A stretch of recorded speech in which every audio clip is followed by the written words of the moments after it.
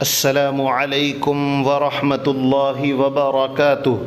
ہماری اپنی سیریز کھانے کے متعلق رسول اللہ صلی اللہ علیہ وسلم کا اسوہ حسنہ، ہم آپ کے سامنے 24 گھنٹے کی زندگی کے متعلق رسول اللہ صلی اللہ علیہ وسلم کے مبارک اور نورانی طریقوں اور اعمال پر مشتمل بہترین اور نایاب ویڈیوز پیش کرتے رہیں گے، جسے سن کر زندگی میں سنتوں کے اپنانے کا شوق پیدا ہوگا۔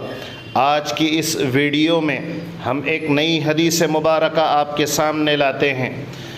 حضرت جابر رضی اللہ عنہ فرماتے ہیں کہ ہم لوگ نبی کریم صلی اللہ علیہ وسلم کے زمانے میں کھانے کی یہ مقدار نہیں پاتے تھے، یعنی کھانے کی یہ مقدار پیٹ بھر نہیں پاتے تھے، اسکرین پر لکھا ہوا ہے، بلکہ کم پاتے تھے، اور نہ ہمارے پاس رومال ہوتے، شوربے کو ہتھیلیوں اور بازوؤں اور پیروں پر مل لیتے، پھر نماز پڑھتے اور ہاتھ دھوتے نہیں تھے۔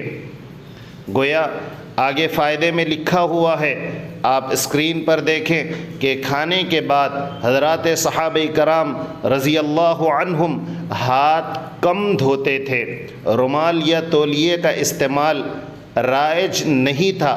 کھانے کے بعد بلا ہاتھ دھوئے ایک ہاتھ کو دوسرے ہاتھ پر یا بازو پر یا پیر یا پنڈلی پر مل لیا کرتے تھے۔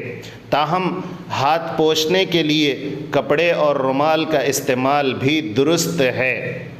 اس کا یہ مطلب نہیں ہے کہ رومال اور کپڑے کو استعمال نہیں کر سکتے ہیں، تاہم یہ لکھا ہوا ہے کہ ہاتھ پوچھنے کے لیے، آپ اسکرین پر چوتھی لائن میں دیکھیں کہ ہاتھ پوچھنے کے لیے کپڑے اور رومال کا استعمال بھی درست ہے۔ مستحب یہ ہے کہ چاٹنے کے بعد ہاتھ صاف کریں۔ انگلیوں کو چاٹنا چونکہ سنت نبی صلی اللہ علیہ وسلم ہے، انگلیوں کو چاٹ لینے کے بعد اب ہاتھ آپ صاف کریں۔ حضرت عمر رضی اللہ عنہ ہاتھ کو پیروں پر مل لیا کرتے تھے۔ آپ اسکرین پر دیکھیں کہ عمدۃ القاری کتاب میں لکھا ہوا ہے کہ حضرت عمر رضی اللہ عنہ ہاتھ کو پیروں پر مل لیا کرتے۔ حافظ ابن حجر رحمہم اللہ نے کہا ہے ہاتھ کا ملنا اور پوچھنا یہ مستحب عمل ہے۔ حافظ ابن حجر رحمہم اللہ نے کہا ہے ہاتھ کا ملنا اور پوچھنا یہ مستحب عمل ہے۔ آپ نے اوپر اسکرین پر بھی دیکھا اور سنا، ہتھیلیوں اور بازوؤں اور پیروں پر مل لیا کرتے تھے ہاتھوں کو۔ فائدے میں بھی آپ نے سنا، ایک ہاتھ کو دوسرے ہاتھ پر یا بازوؤں پر یا پیر اور پنڈلی پر مل لیا کرتے تھے۔ تاہم پوچھنے کے لیے کپڑے اور رومال کا استعمال بھی درست ہے، لیکن یہ ابن حجر رحمہم اللہ نے لکھا یہ عمل جو یہاں بیان کیا گیا، ہاتھ کا مل لینا اور پوچھنا، یہ مستحب عمل ہے۔ اللہ تعالی صحیح سمجھ کی عمل کی توفیق نصیب فرمائے۔ آگے ہم سنتے ہیں کہ حافظ ابن حجر عسقلانی رحمۃ اللہ علیہ نے لکھا ہے کہ ہاتھ کے چاٹنے کے بعد دھونا بہتر ہے۔ چنانچہ ابو داود شریف کی ایک حدیث ہے، اس حدیث میں بیان کیا گیا اگر کسی نے کھانے وغیرہ کی چکناہٹ وغیرہ کو دھو کر صاف نہ کیا اور کوئی تکلیف پہنچ گئی، مثلا کسی جانور نے کاٹ لیا، تو اپنے سوا کسی پر ملامت نہ کرے۔ آپ اس کو سنیں کہ حدیث میں ہے، حضرت ابو داود شریف میں ہے کہ اگر کسی نے کھانے وغیرہ کی چکناہٹ وغیرہ کو دھو کر صاف نہ کیا اور تکلیف پہنچ گئی، مثلا کسی جانور نے کاٹ لیا، تو اپنے سوا کسی پر ملامت نہ کریں۔ گویا چکناہٹ کا ہٹانا، ہاتھ کا دھونا اس میں بیان کیا گیا۔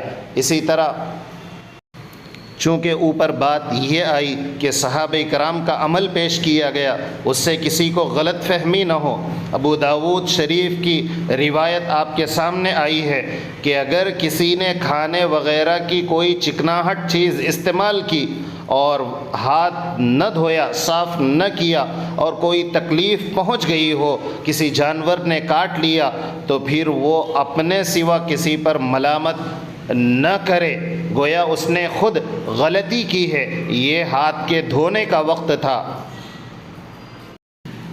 قاضی ایاز مکی رحمۃ اللہ علیہ نے کہا ہے کہ ملنا اور مسح کرنا، کھانے کے بعد صحابہ کرام ہاتھ کو پیروں اور پنڈلیوں پر مل لیا کرتے تھے، تو یہ ملنا اور مسح کرنا وہاں ہے جہاں دھونے کی ضرورت نہ ہو، جہاں دھونے کی ضرورت نہ ہو۔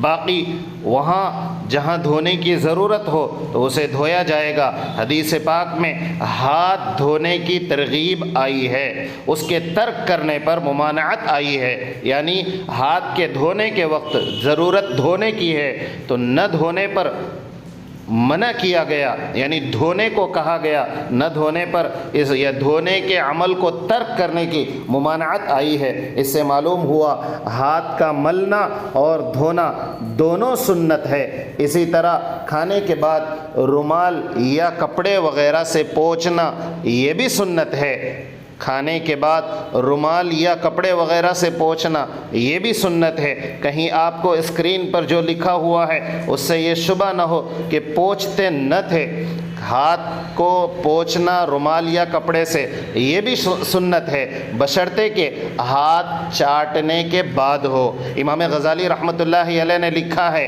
ہاتھ دھونے کی کیفیت بیان کرتے ہوئے کہ صابن وغیرہ اولاً بائیں ہاتھ میں لے اور دائیں ہاتھ کی 3 انگلیاں دھوئے اور ان پر صابن لگائے، پھر ہونٹ دھوئے، ان پر انگلیاں ملے، پھر منہ دھوئے، دانتوں کو اور اوپر نیچے سے اور انگلی سے ملے، پھر انگلیوں کو صابن سے دھوئے۔ یہ امام غزالی رحمۃ اللہ علیہ کا قول ہے۔ شمائل کبریٰ میں اس کی تفصیل میں لکھا ہوا ہے۔ اسی حدیث کے ذیل میں کہیں شبہ نہ ہو کہ ہاتھ کے دھونے کا حکم نہیں ہے۔ ہاتھ کو صحابہ کرام پنڈلیوں پر، انگلیوں پر، دوسرے ہاتھ پر، پیر پر مل لیا کرتے تھے جس وقت دھونے کی ضرورت نہ ہوتی تھی۔ باقی حضرت ابو داود شریف کی روایت میں دھونے کا عمل سنت رسول صلی اللہ علیہ وسلم کو بتایا گیا، گویا کپڑے سے پوچھنا یہ بھی سنت ہے، رومال سے پوچھنا یہ بھی سنت ہے، ہاتھ کا دھونا یہ بھی سنت ہے، اور ایک ہاتھ کا دوسرے ہاتھ پر یا پنڈلی پر، پیر پر ملنا یہ بھی سنت ہے۔ موقع کے اعتبار سے جس وقت دھونا ضروری ہے اس وقت دھویا جائے، کہیں ایسا نہ ہو کہ ملنے کے عمل سے ہم ہاتھ کے دھونے سے رک جائیں اور ہمارے انگلیوں پر چکناہٹ ہو اور چونٹی وغیرہ کے کاٹنے یا کسی تکلیف دینے والے کے کاٹنے پر ہم کسی کو ملامت کریں، اس لیے کہ غلطی ہم سے ہو رہی ہے تو ملامت کسی دوسرے پر نہ کریں، ایسا امام غزالی رحمۃ اللہ علیہ نے لکھا ہے۔ اللہ تعالیٰ یہ جو حدیث مبارکہ آئی ہے صحیح سمجھ کی، صحیح طریقے سے سمجھ کی اور عمل کی توفیق نصیب فرمائے۔ جزاکم اللہ۔